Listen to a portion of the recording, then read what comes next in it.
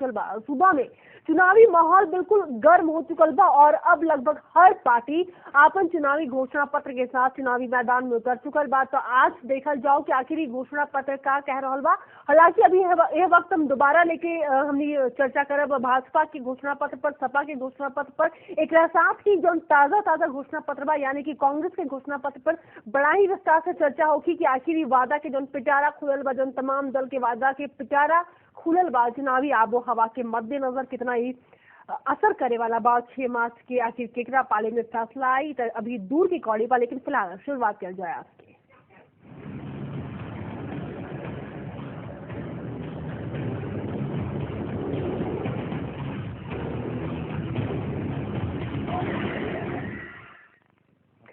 तो हम बात करनी है कांग्रेस के बिल्कुल ताजा घोषणा पत्र के देखिए जारी हो चुकल बा, जेकर पिटारा में आरक्षण के अंदर आरक्षण देवे के वादा बा थोक भाव से कल गल बा।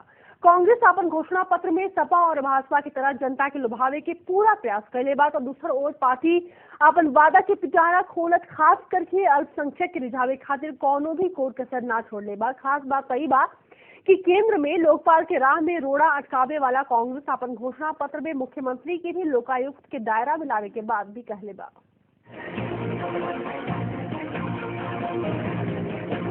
सूबा के जनता के आरक्षण के लॉलीपॉप देके कांग्रेस यूपी के बाजी मारल चाहता। मंगलवार के जारी भइल कांग्रेस के घोषणा पत्र तक कुछ ऐसने इशारा कर रहा बा।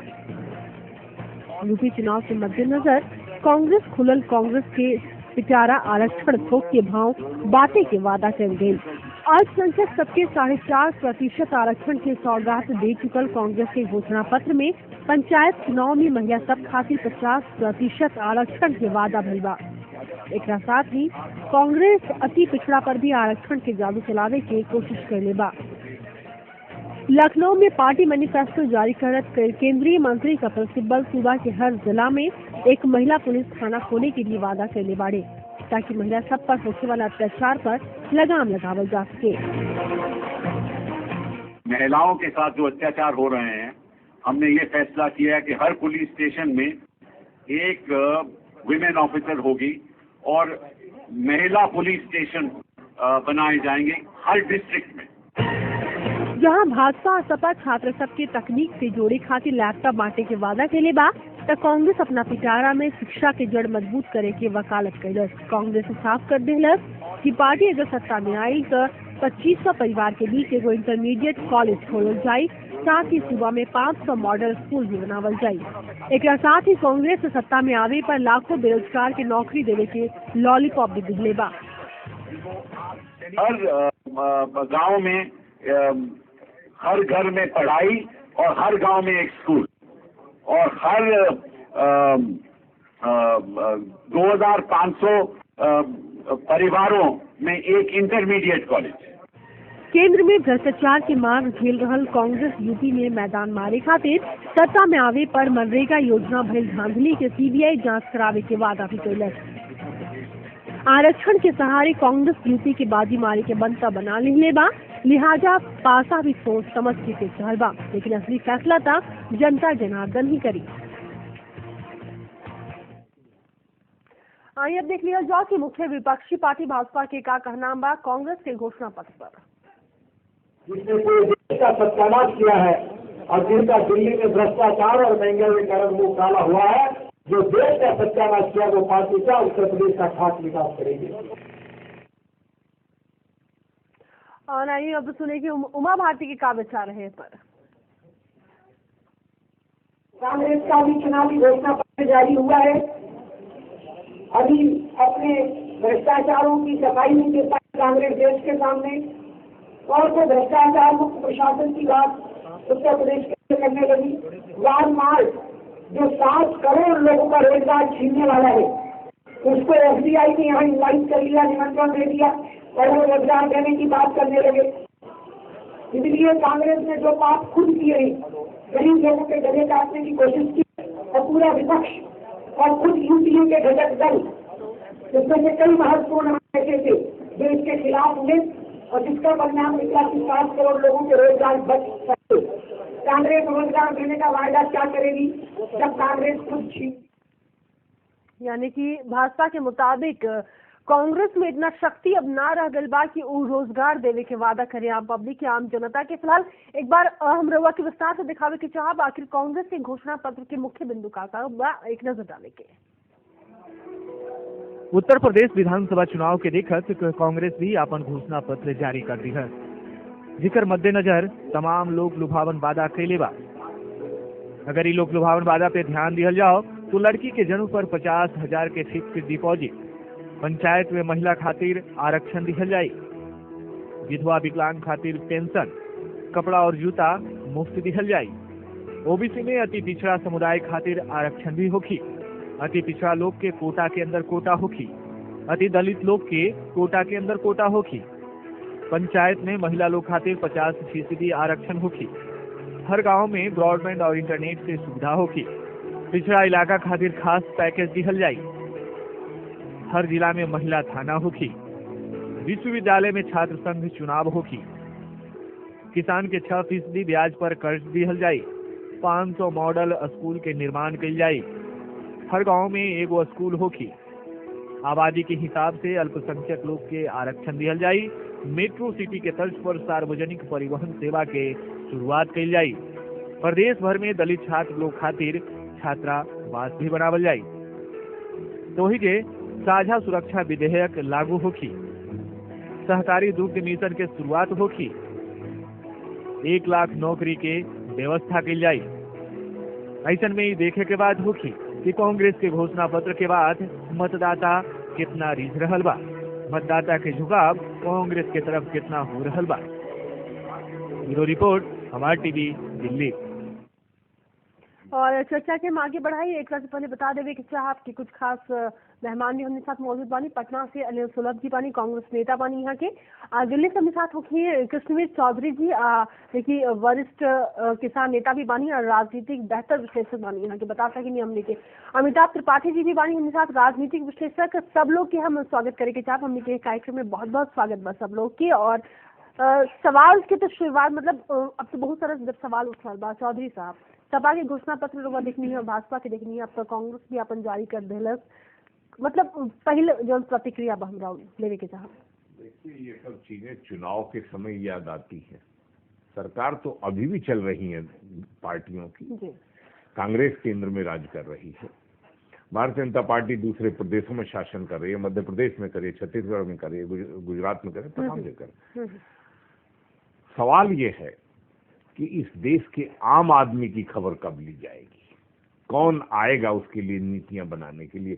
ये घोषणा, ये वायदे, तो ये सब चुनावी वायदे हैं। मालूम है कांग्रेस को कि कांग्रेस उत्तर प्रदेश में सरकार नहीं बना रही है, ये हकीकत है कि कांग्रेस की सरकार तो नहीं बन रही है। कोई मीडिया का या कोई एक्सपर्ट अभी इस बात को स्वीकार नहीं कर पाएगा कि उत्तर प्रदेश की आने वाली सरकार कांग्रेस की। कारण भी हम आपसे जानना चाहेंगे, क्योंकि कांग्रेस नेता भी हमारे साथ मौजूद है, उनको कारण भी देना पड़ेगा। कारण तो जैसे बिहार में कारण रहे हैं, ऐसे उत्तर प्रदेश के कारण रहे। कारण तो जब कांग्रेस ने बहुजन समाज पार्टी को 420 में से 300 सीटें दी थी, दोबारा समाजवादी पार्टी के साथ समझौता करा, ऐसे बिहार में लालू के साथ समझौता करा, तो कांग्रेस को बर्बादी का इतिहास करने के लिए जो कांग्रेस में तथाकथित सलाहकार पैदा हो गए हैं, जिनका न पंडित जवाहरलाल नेहरू की नीतियों से मतलब है, न लाल बहादुर शास्त्री की नीतियों से, न इंदिरा गांधी की, न राजीव गांधी की। अब इनका मतलब है कुर्सी हत्याओ, झूठ बोलो, धोखा दो, कुछ करो। भ्रष्टाचार की तमाम सीमाएं आज इस देश में समाप्त हो गई। अंतर्राष्ट्रीय स्तर पर देश की बदनामी हो रही है, तो क्या करें। विकास, शिक्षा हर व्यक्ति का अधिकार है, पीने का स्वच्छ पानी हर नागरिक का अधिकार है, चिकित्सा के संसाधन होने चाहिए, लेकिन है कहाँ, है कहाँ। स्कूल की हालत ये है गांव के अंदर कि वहाँ प्राइमरी स्कूल में टीचर नहीं जाता, बच्चों के बैठने के लिए कोई व्यवस्था नहीं है। हम कंप्यूटर की बात कर रहे हैं, मैं तो अभी प्राइमरी स्कूल की जो गांव में है उनकी बात कर रहा हूँ। ये सब हवाई बात। इंटरमीडिएट उन्होंने कहा है इस बार, अगर वो सत्ता में आते हैं तो 2500 आबादी के आधार पर वो रख करके इसको बीच में इंटरमीडिएट। मेरा कहना ये है कि 2500 की आबादी में वो सिर्फ जूनियर हाई स्कूल नहीं, 5वीं क्लास तक का स्कूल अच्छे तरीके से, जो एक तो सबसे बड़ी बात यह है कि शिक्षा में जो भेदभाव है, शिक्षा एक समान होनी चाहिए, भले ही क्षेत्रीय भाषा में हो, लेकिन उसका जो सिलेबस है वो एक होना चाहिए। और ये जो बोर्ड है, ये अलग अलग बोर्ड, ये उचित नहीं है, इससे भेदभाव होता है। कम से कम शिक्षा का तो एक समान कर दे सरकार पहले। जी अमिताभ जी, चौधरी साहब ने तो सीधा सीधा नकार दिया है कि यूपी में कांग्रेस की सरकार नहीं आने वाली है और शायद इसलिए ऐसा घोषणा पत्र भी उसने जारी किया है। वो कुछ भी कह दे, कुछ भी कर ले, इस बार वो नहीं आएगी सत्ता में। वो आज जब घोषणा पत्र जारी हो रहा था तो मंच पर जो फेस एक्सप्रेशन थे और जो शारीरिक भाषा थी वो भी कुछ बता रही थी कि विचित्र प्रकार का कॉम्बिनेशन वहाँ दिखाई पड़ रहा था कि सैम पित्रोदा जी वहाँ क्या कर रहे थे, कपिल सिब्बल जिनका कोई जनाधार नहीं है, रीता बहुगुणा जी, जो तथाकथित प्रमुख नेता हैं जो कि राहुल गांधी जी के कैंपेन में इतने 2-3 वर्षों से लगे हुए थे और जो सारी योजना बनाए थे, वो कहाँ थे। तो ये जो है वो थोड़ा सा विचित्र। तो मैं चौधरी जी मुझे उम्मीद है जी अमिताभ जी, हमरा उम्मीद बा कि चौधरी साहब और राउत विचार के बाद कहीं ना कहीं अनिल सुलभ के मन में भी बहुत सारा जवाब इस वक्त जरूर कौन होगी। हम सुलभ जी, हम आपसे जानना चाहेंगे, अब कुछ जरूर आपकी भी प्रतिक्रिया होनी चाहिए। प्रांजलि जी, पहले मैं चौधरी जी को बहुत ही विस्तार से सुन रहा था ध्यानपूर्वक, और अमिताभ जी की एक छोटी टिप्पणी आई। मैं यह स्पष्ट करना चाहता हूं कि बिहार और उत्तर प्रदेश की परिस्थितियां कुछ एक होते हुए भी बहुत कुछ राजनीतिक अंतर है वहाँ। और कांग्रेस बिहार में क्यों नहीं कामयाब हो सकी, यह कारण उत्तर प्रदेश में नहीं लिया जा सकेगा। बिहार के कई दूसरे संदर्भ थे और उत्तर प्रदेश के भी कई संदर्भ। तो वो संदर्भ हमें समझाइए ना सुलभ साहब, तो विस्तार से इसका जवाब भी लेंगे हम कि आखिर चौधरी साहब इस पर क्या कहेंगे, वो संदर्भ भी हमें समझाते चलिए। क्या आपका क्या कहना है उस पर? वही मैं कह रहा हूँ, एक छोटी सी भूमिका को लेकर के मैंने शुरुआत की थी कि बिहार में संगठन एक प्रकार से लालू जी के कारण खत्म प्राय संगठन हो गया था यहाँ पर, और संगठन चूंकि मजबूत करने का अवसर नहीं मिला, चुनाव सामने आ गया, जो हम लोगों ने अलग हटकर चुनाव लड़ने की बात की तो और भी कई प्रतिनिधि ये उम्मीदवारों के चयन को लेकर के भी कई प्रश्न उठे हुए थे। ये सारी कई बातें ऐसी आई थी, एक उत्साह बहुत ज्यादा था कांग्रेस में। लेकिन तो यूपी में कैसे आप खुद को इतना अलग मान रहे हैं? क्या आरएलडी आपको इतनी मजबूती दे रही है कि इसकी वजह से आप खुद को अपना इतना अलग मान रहे हैं उत्तर प्रदेश में? नहीं, उत्तर प्रदेश में संगठन का वजूद स्थापित रूप से रहा है, सक्रिय रहा। सुलभ जी, मैं आपको रोकना चाहेंगे, शायद चौधरी साहब कुछ कहना चाह रहे हैं। सुलभ जी, मुझे हंसी आ रही है कि उत्तर प्रदेश में कांग्रेस का संगठन काम नहीं कर रहा है और आप उत्तर प्रदेश के, अगर उत्तर प्रदेश में संगठन मजबूत होता तो आज कांग्रेस की ये गत न होती। ये तो जो आपने बिहार की बात कही है वो ठीक कहा है, लेकिन और दूसरी पार्टियों से आने वाले लोगों को आप उम्मीदवार बना रहे हैं, कांग्रेस के अच्छे लोगों को आप घर बिठा रहे हैं, फिर ये उम्मीद करें कि वो कांग्रेस का कार्यकर्ता कांग्रेस को जिताएगा। उन लोग दूसरी पार्टियों से आने वाले लोगों को आप कैबिनेट मिनिस्टर बना रहे हैं और कांग्रेस के लोगों को आप डाउनफॉल करते हैं। ये कैसे हम मजबूती ला रहे हैं पार्टी के लिए? सुलभ जी, चौधरी, मैं प्रांजलि यहाँ एक निवेदन करना चाहूंगा कि यह एक मतदान के सिलसिले में, चुनाव के सिलसिले में, प्रत्याशियों के चयन में पार्टी कई स्तर पर विचार करती हैं। कई कारणों से जब संगठन को यह लगा होगा कि ये उम्मीदवार ज्यादा मुफीद है, ये संगठन के लिए ठीक हो सकता है, चुनाव के लिए ठीक हो सकता है, तभी विचार करके दिए गए होंगे। और अगर 1-2 या कुछ प्रतिशत में गलतियां अगर या चूक हुई होगी तो मैं समझता हूं कि उस जनता इस बात को यह भी देख रही है वहाँ उत्तर प्रदेश में कि किस प्रकार क्षेत्रीय दलों और जातिगत आधार पर राजनीति करने वाले दल या संप्रदाय के आधार पर राजनीति करने वाले दल जितना नुकसान पहुंचा चुके हैं देश को और खासतौर से उत्तर प्रदेश को, तो ऐसे में आप कुछ अलग नहीं कह रहे हैं अनिल सुलभ जी। अगर घोषणा पत्र आपके पास भी होगा तो आपको भी अच्छे से पता होगा कि कांग्रेस भी यहाँ पर कुछ अलग नहीं कर रही है और न ही जाति को एक तरफ रख करके कांग्रेस अपने आप को सीधे सीधे उतार रही चुनावी राजनीति की वजह से ही तो नहीं, आप घोषणा पत्र नहीं है तो फिर अजीत सिंह से समझौता करने की कौन सी आवश्यकता थी?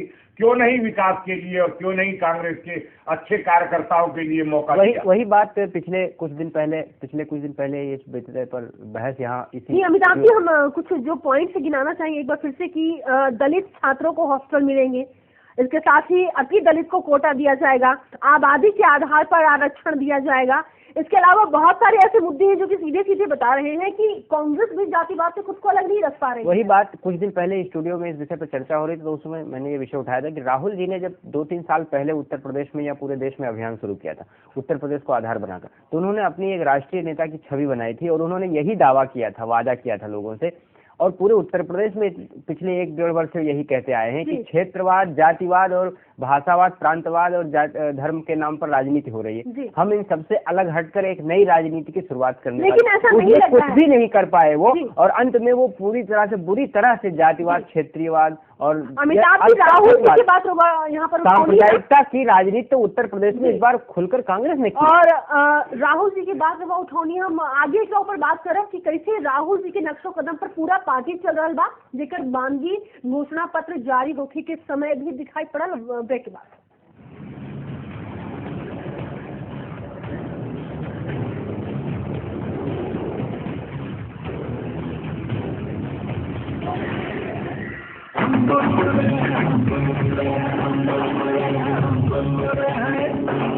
ये हिंदुस्तां हमारा हमारा, ये हिंदुस्तां हमारा, सारे जहां से हिंदुस्तां हमारा, सबसे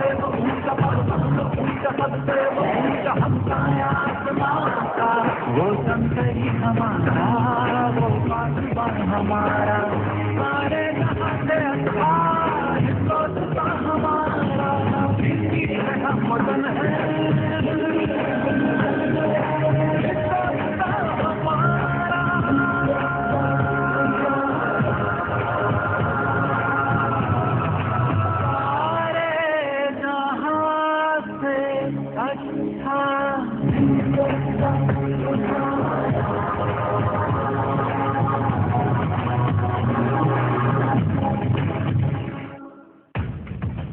हाथी मारी बाजी या साइकिल निकली आगे, हाथ के मिली जीत या खिल जाई कमल। देखिए उत्तर प्रदेश के हर राजनीतिक उतार चढ़ाव के खबर हमारे उत्तर प्रदेश में शाम 7 बजे सिर्फ हमारे टीवी पर। बहार माटो का सुगंध मां डूबी છે, तुम्हारी भाषा मां तुम्हारी खबर, हर दिन हमारे उत्तराखंड में सिर्फ हमारे टीवी में।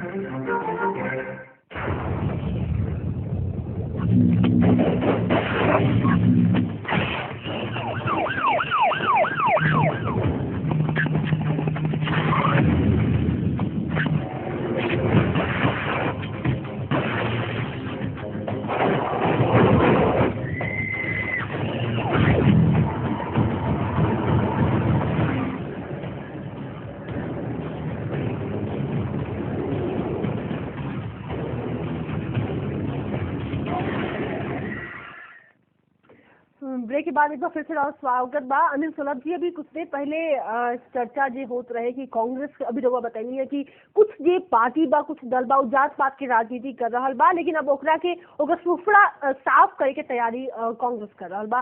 कैसे इरा और विचार कह रहा बा कि कांग्रेस जात पात से अलग के राजनीति के साथ यूपी में उतर रहा बा?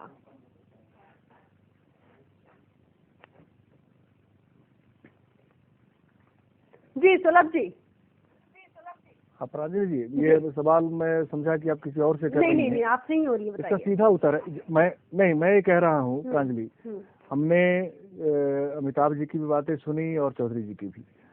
मैं कह रहा हूँ कि ये जो घोषणा पत्र है उसको आप जरा सा नहीं जात पात को पहले आप साफ कीजिएगा हमें कि मतलब आपने अभी कुछ देर पहले ही कहा कि उसी को मैं कहने जा रहा हूँ। आप कृपया मेरी बात सुने। जी बताइए। कृपया मेरी बात सुने। मैं ये कह रहा हूँ कि जो घोषणा पत्र में जो बातें लाई गई हैं, वो जो भी वह समाज है जो किसी प्रकार से वंचित है, वंचित समाज को आगे लाने की बातें उठाई गई है, इसकी तो प्रशंसा की जानी चाहिए। और यह किसी भी प्रकार से जातिवाद की राजनीति करने का कोई भी तत्व इसमें अगर देखा जा रहा है तो मैं समझता हूँ कि ये सही नजरिए से देखना नहीं है।